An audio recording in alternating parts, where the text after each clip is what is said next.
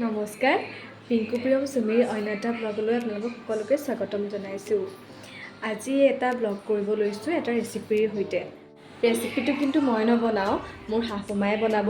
আৰু ৰেচিপিটো হৈছে জিকাৰ সৈতে মাছৰ টেঙা জোল। ব'লকচোন চাওঁ আজি আমাৰ মায়ে কেনেকৈনো ৰেচিপিটো বনায়, আপোনালোককো দেখাওঁ। প্ৰথমতে মাছখিনি এনেদৰে ভালকৈ ধুই লোৱা হৈছে। মায়ে এই মাছৰ ৰেচিপিটো কেনেকৈ বনাব মায়ে নিজেই কৈ যাব।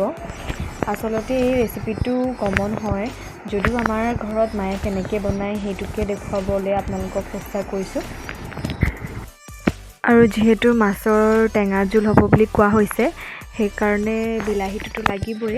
সেইকাৰণে বিলাহীটো যোগাৰ কৰি লোৱা হৈছে আৰু লগতে জিকাও কাটি লোৱা হৈছে।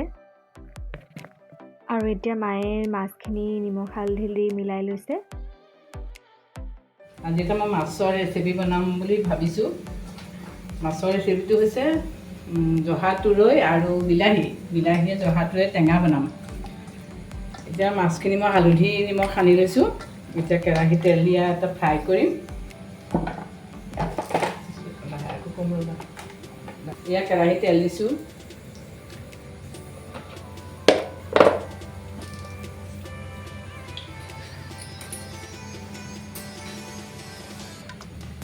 কেৰাহীত এতিয়া তেল দিলোঁ, তেল পকিছে। এতিয়া এই মাছটো ফ্ৰাই কৰিম। এই মাছটো মানে বহুত দীঘল ডাঙৰ হয়, সেইকাৰণে টুকুৰ কৰি আনিছোঁ, নহ'লে কেৰাহীত মানে তেল নোসোমায়। বহুত ডাঙৰ হ'লে তেল নোসোমায়, নিমখো নোসোমায়, সেইকাৰণে সৰু সৰুকৈ লৈছোঁ। এয়া চব মই কেৰাহীত দিছোঁ। লাহে লাহে ফ্ৰাই কৰি যাম।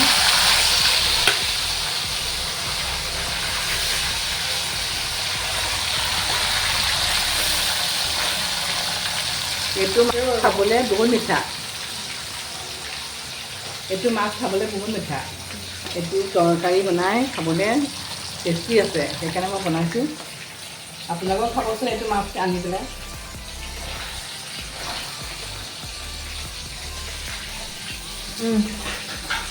মাছখিনি ফ্ৰাই কৰোঁতে বহুত টাইম লাগিব। এতিয়া চবচোন আমি পাইপ গেছত ভাত বনাইছোঁ। এয়া পাইপ গেছ আমাৰ। পাইপ গেছৰ কানেকশ্যন এইফালে মই বনাইছোঁ। পাইপ গেছটো মানে আমি নতুনকৈ লৈছোঁ, এসপ্তাহমান হোৱাই নাই। কিন্তু পাইপ গেছত বহুত তাপটো বেছি। ইটো গেছৰ চিলিণ্ডাৰতকৈ তাপটো বহুত বেছি। চাব দেই কিমান তাপ। বহুত সোনকালে ৰেচিপিবিলাক হৈ যায় বনালে।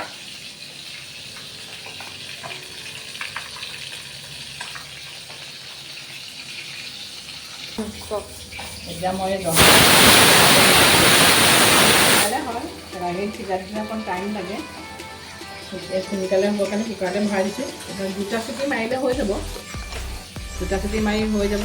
আৰু বিলাহীৰ লগত পাছত তৰকাৰী বনাওঁ, আপোনালোকক দেখাম বাৰু সেইটো।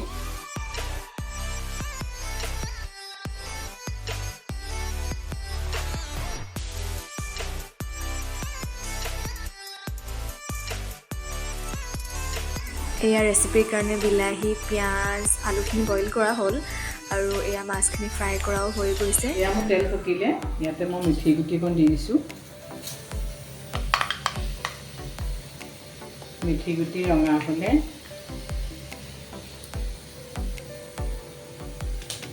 মিঠি গুটি ৰঙা হৈছে।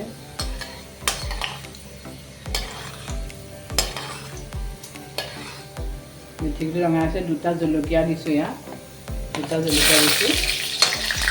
তাৰপিছত পিঁয়াজ দিছোঁ।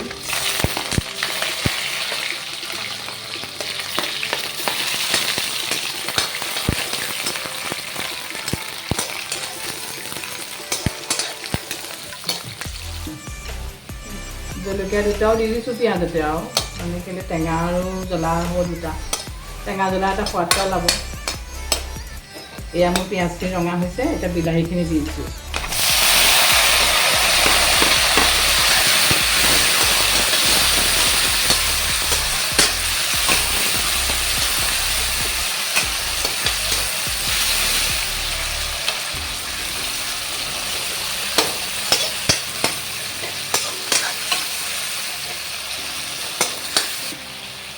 এতিয়া মই অলপ হালধি দিছোঁ বিলাহীখিনিৰ ওপৰত। বিলাহীখিনি দিছোঁ আৰু হালধি দিছোঁ। নিমখ দিছোঁ, সোৱাদ অনুযায়ী নিমখ দিছোঁ। নিমখ কম হ'লে পাছত দিব পাৰিম।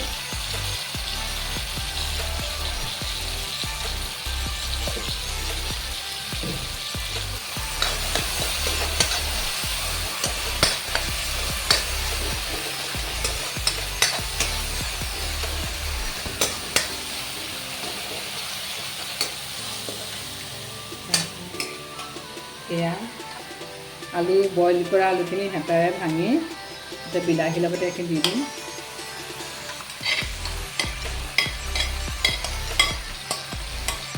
এতিয়া তৰকাৰীখিনি অকণমান ডাঠ হ'ব, খাই ভাল লাগিব।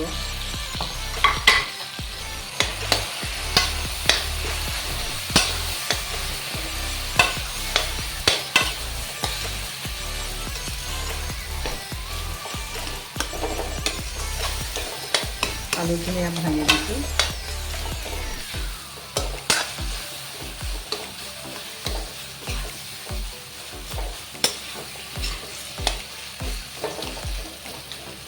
পিঁয়াজ আলু সকলোখিনি মিশ্ৰণ হৈ গৈছে। এতিয়া মই জহাটো লৈ বইল কৰি থোৱা সেই তৰকাৰীখিনি ইয়াত ঢালি দিম।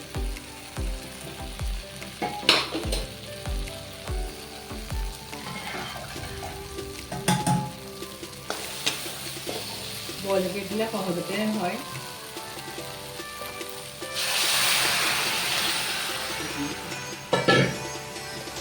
এয়া চাওকচোন, বইল কৰি দিলে সহজতে হয়। এতিয়া ভালকৈ এটা উতল আহিলে মই মাছখিনি ইয়াত দি দিম। দিয়াৰ পিছত আকৌ এবাৰ উতলাই নমাই থ'ম আৰু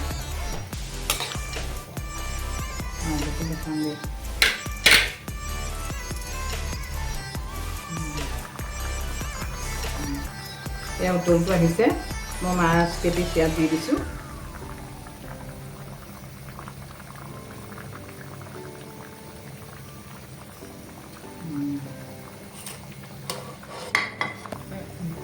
তৰকাৰীটো অকণ সৰহকৈ বনাইছোঁ, আমাৰ মানুহ সৰহ নহয়, আমাৰ পিজিও আছে যে, মানে সৰহকৈ বনাইছোঁ আৰু তৰকাৰীটো। কমকৈ বনালে নাতিব নহয়।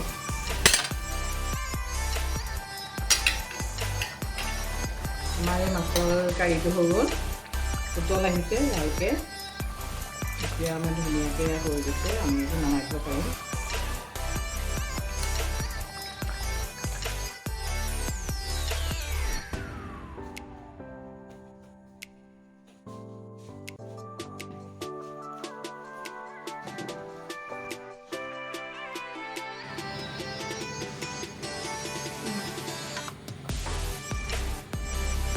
দিনে কিমানে কম কৰিছে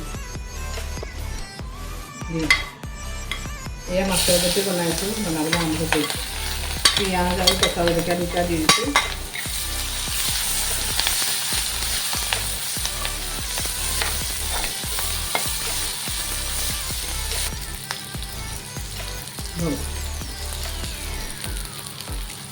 পিঁয়াজ কেঁচা জলকীয়া দিলোঁ আৰু এতিয়া হালধি এখন দি দিছোঁ। তাৰপৰা অলপ নিমখ দিছোঁ, নিমখ দিছোঁ। নিমখ দিয়াৰ পিছত অলপ লৰাই দিওঁ।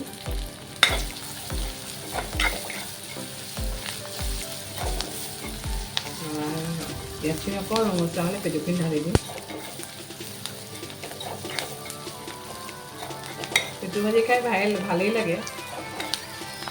মাছ আনিলে মই পেটু ভাজি বনাওঁৱেই, খাই ভাল লাগে। তিতা হ'লেও ভাল লাগে, আপোনালোকে খাই চাগে, খাই চাবচোন, ভাল লাগে পেটু ভাজি। পেটুটো চকুৰ কাৰণে বহুত ভাল।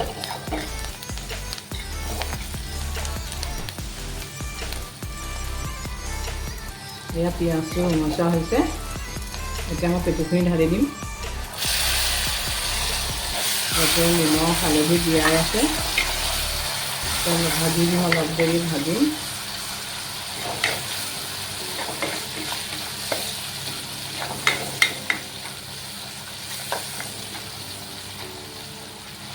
পেটুটো অলপ দেৰি ভাজিব লাগে।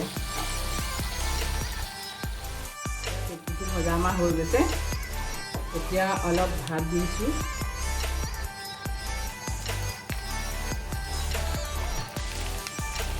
পেটু ভাতৰ লগত বনাই খাই ভাল লাগে, কিছুমানে পিঠাগুড়িৰ লগতো বনাই খায়। মই পিছে ভাতৰ লগতে বেছি বনাওঁ।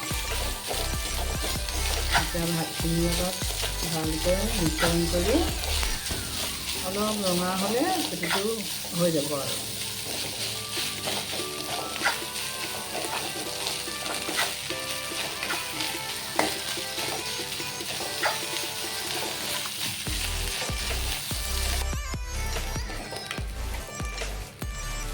এয়া পেটুখিনি আমাৰ হৈ গ'ল।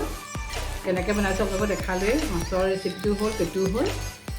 এতিয়া আমি খাব পৰা হ'লোঁ। আপোনালোকেও এনেকৈ বনাই খাবচোন। খাই কেনেকুৱা পালে আমাক জনাব। আজিলৈ আহোঁ, বিদায়, বাই বাই। এয়াই আছিল আজি মাৰ হাতৰ মাছৰ টেঙা ৰেচিপি আৰু মাছৰ পেটু ভাজি।